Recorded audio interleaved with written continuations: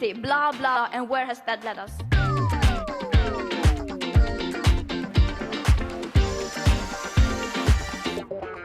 Welcome to Meaning It, where I'll be asking guest speakers whether COPs are really just a lot of blah, blah, blah. We're awash with political rhetoric. But what do governments really mean? Will their decisions be just or unjust in this already unjust and unequal world? In today's show, I'll be talking to a controversial figure among environmentalists, Mark Lynas. Mark has been a climate advisor to President Mohammed Nasheed of the Maldives, who warned us back in 2008-9 at the Copenhagen COP about how his island nation was under existential threat from rising tides because of climate change. Mark is now at this COP working not only with former President Nasheed, but also with other heads of state from the Climate Vulnerable Forum. Now a group of over 40 countries, as disparate as Bangladesh and Afghanistan, all battling with the different consequences of climate change. Mark is also an award-winning science writer, popularizing knowledge about climate change now for over 20 years. His books include High Tide, 6 Degrees, which won a Royal Society Award, The God Species, How Humans Can Really Save the Planet. And his latest book is an update on 6 Degrees with the ominous title of The Final Warning, which sounds like he really means it. Hi, Mark. Thanks so much for joining us. So one of the things that you've done, Mark, apart from writing your books, is to be a climate advisor to President Nasheed of the Maldives, or former President Nasheed. Has anything improved for the Maldives since 2009 when he spoke to us at the Copenhagen COP? If this conference doesn't achieve its goals and sea levels rise, what are the plans for the Maldives? None. We will simply die. We will become climate refugees. Maybe a few of us might be on a boat. Yeah, well, we were all pretty despondent back in Copenhagen in 2009, not least because that meeting sort of was seen pretty much as having been something of a failure.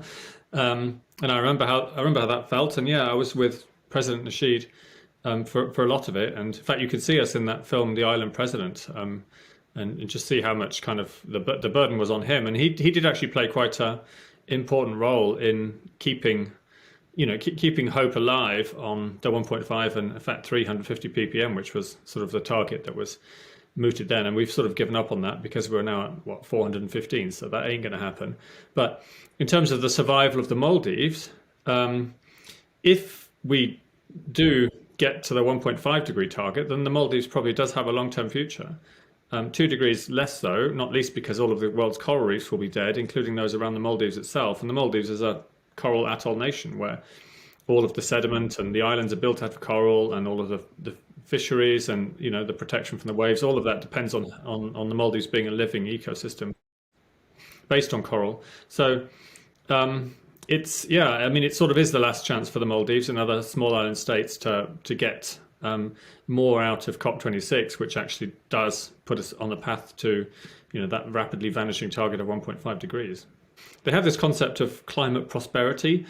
So rather than kind of shying away from the idea of actually doing mitigation at home and seeing that as a sacrifice and a potential break on economic growth, they actually see the clean energy future and potentially achieving net zero as a way to achieve the prosperity which obviously people demand in poorer countries.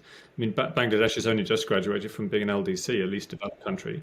So you can't go to Bangladeshis and say, right, that's it, your development is stopped and you're going to stay poor forever. That's politically inconceivable. So the question then is how to deliver the increased increase in livelihoods and energy that then demands in a way which doesn't then fry the climate. So that's the climate prosperity agenda, and they're very progressive about that. Whereas in the old days, I've been in this business long enough to remember when it was just off the table to even talk about whether developing countries should take on mitigation targets. That was something like in the Kyoto regime that was only for the global north to talk about.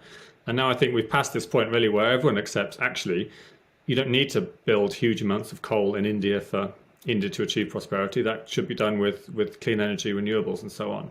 And it's just a question of how we get to that, how we deliver the technology, how it's financed, and all of those kinds of things.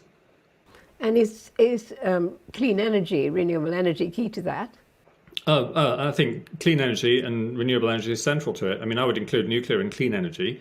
It's not renewable in that classic sense, but I think the vast majority, certainly in the tropics, is probably going to be solar power. Certainly the Maldives would like to be pretty much 100% solar powered. The thing is, it's a bit complicated because you have to then think, how do you deliver liquid fuels for transportation? I mean, if you look at the Maldives, they have a target to be carbon zero or carbon neutral by 2030. But, there's planes, there's boats, air conditioning. I mean, we can switch over electricity to kind of a combination of solar and batteries for all of the different islands potentially. But there's no zero carbon liquid fuels that you can power all of the different boats that go between the islands, or let alone the aircraft and the seaplanes, which also do all of that. So there's quite a lot of technological progress which will be needed in fairly short order to enable, well, not just Maldives, but all of us actually to still be able to travel without needing to burn oil in the process. What do climate vulnerable countries need from the rest of the world? So the CVF has got a whole manifesto going up into the COP. Central to that is the idea of a climate emergency pact. So, I mean, there's different components to that, but basically it's an end to business as usual. This isn't like, we can't just keep coming back year after year, COP after COP, like COP.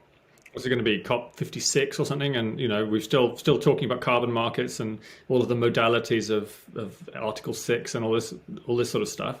So yeah, we need a step change where it's recognized as being an emergency and a crisis, which needs to be addressed in that kind of fashion. So not just once a year, but in an ongoing sense. And part of what, so out of Paris, the NDCs only have to be updated every 5 years.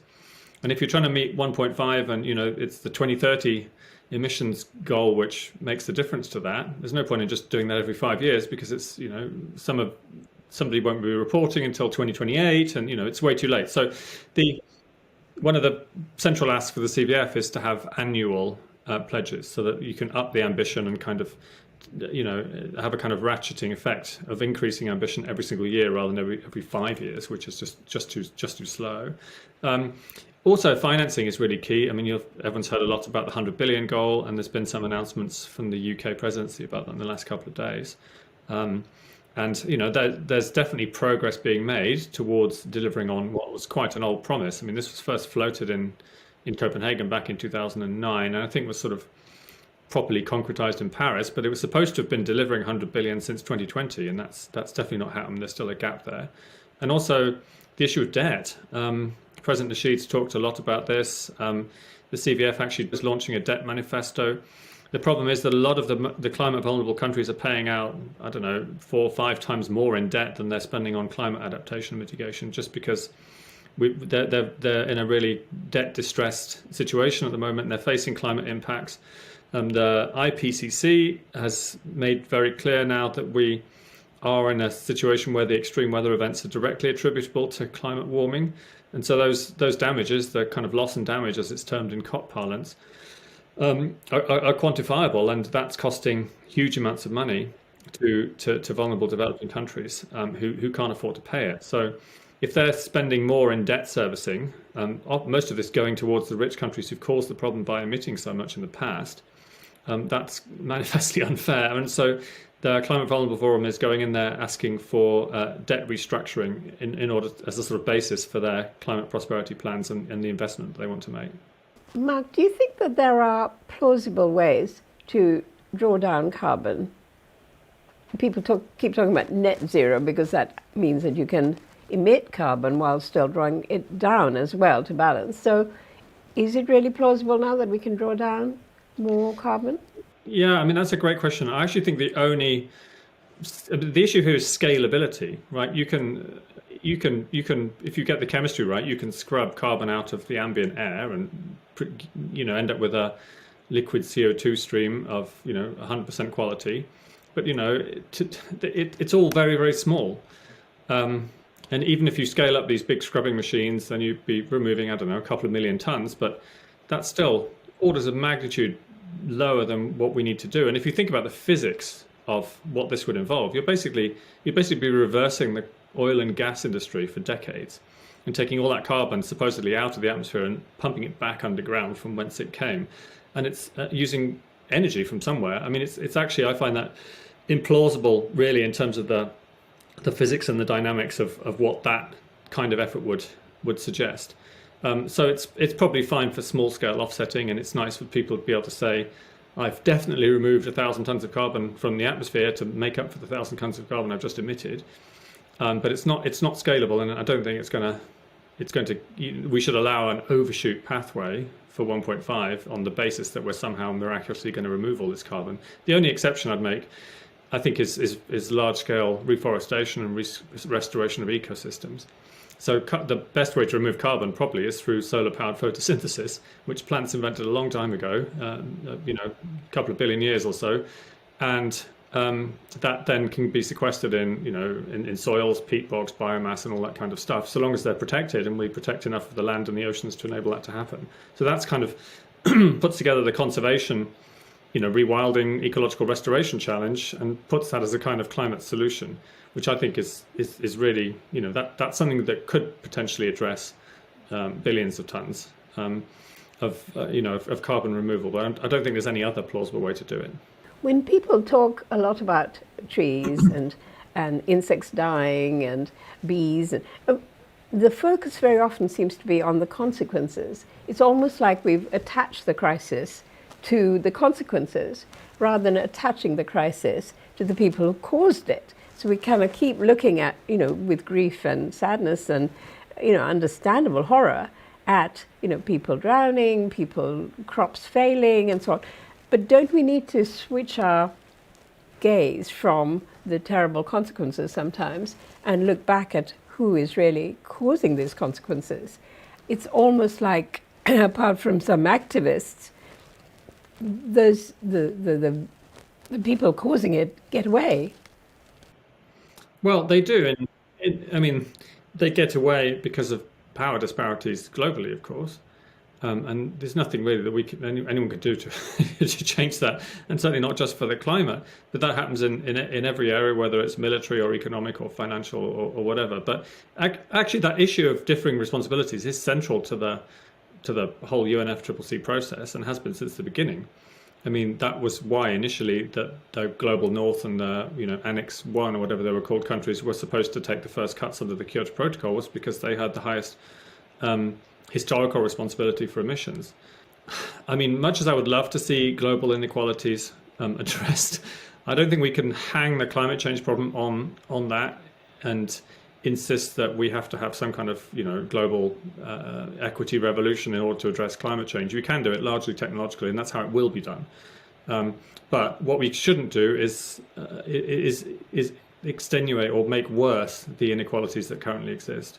And that's why I think putting things like debt is important as part of the COP process, because you've got to, even if you don't quantify it, you've got to recognise that the carbon budget has largely been burnt by the global north, and then asking vulnerable developing countries to pay debt servicing at the same time to pay for the climate impacts caused by the global north, who've lent them the money and are now demanding debt repayments. I mean, there's so many different levels of kind of objectionable morality on that.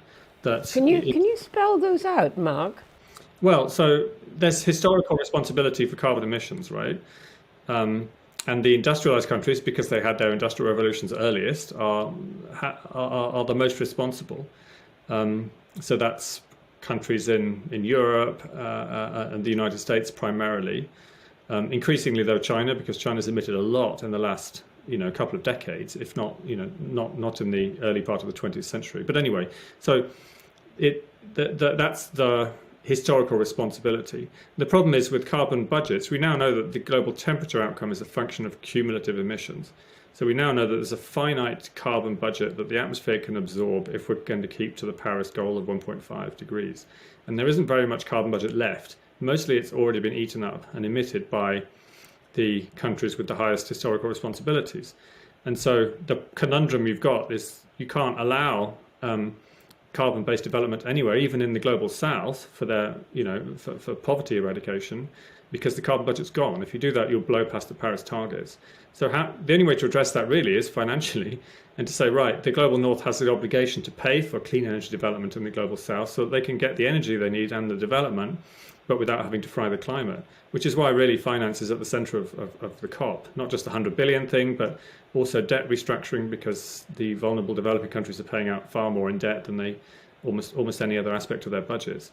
So it is, like everything, it ultimately comes down to money, and recognising the different moral responsibilities for climate change, I think, does change the game in terms of who has to pay for the clean energy transition.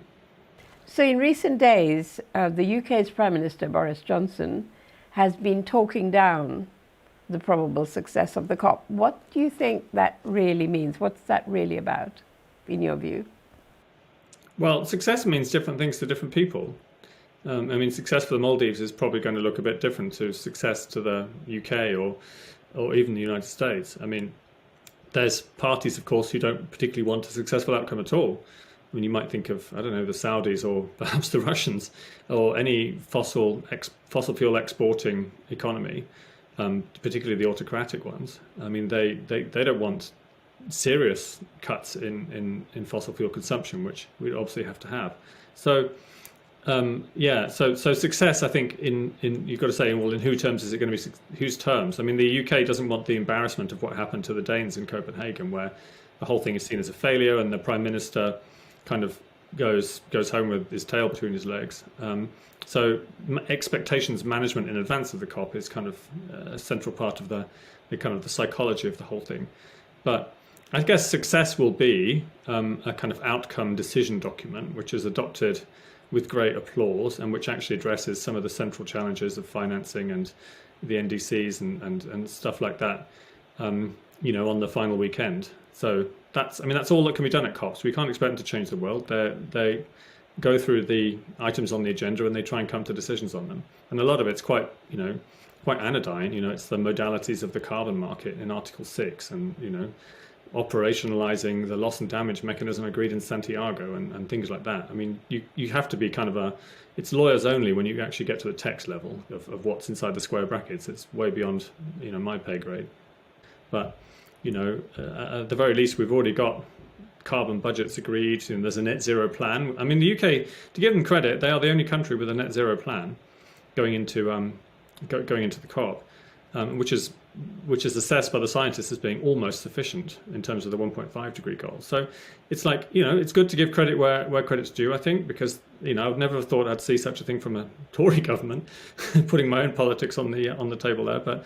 They've at least got the plan and and some pathway to delivering that. So we all do have to do our bit as well, and that affects us all as individuals, and not standing in the way and not being kind of grumpy about it. And there's a lot of people who are looking at the protesters, whether it's Insulate Britain or anything like that, and saying, well, why, I can't drive my car, and I want to get my kids to school. And we have to accept that a climate emergency is what it means, that we are going to have to change, and it's not business as usual. It doesn't mean we can carry on living our lives in the way we've always been used to, and people, I think, need to wake up to that, just as we did in the pandemic.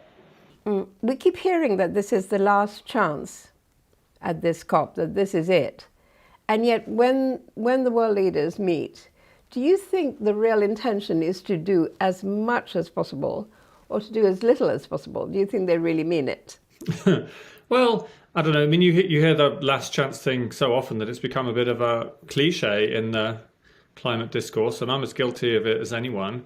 But it probably applies more to Glasgow than any previous meeting, of course, because we've got, it's now so late in the day to meet any goals, and, there's no sign of emissions globally beginning to trend downwards. If anything, it's going in the opposite direction, and we're likely to still see increases, at least for the next decade. Whereas if we're going to meet the budget for 1.5, we have to basically see emissions cut by half by 2030, and then at zero pretty much by 2050. That's clearly not what this meeting is about. There's the thing about COPs as well, and I've been to quite a few of them. It's just, you don't read too much into it. I mean, there's a lot of theatrics, and it's about government leaders, being seen to be doing something. But you have to hope that those optics and all of that feeds into it, at the very least, a sort of a kind of momentum. And it's been a bit of a deadline. I mean, you can see Joe Biden's desperately trying to get the climate legislation through Congress, or at least started, so that he's got something to bring to the COP. And there's the pressure on the Indians to decide on whether they're doing the net zero goal or not. There's the pressure on the Chinese, even though Xi Jinping isn't going to come himself.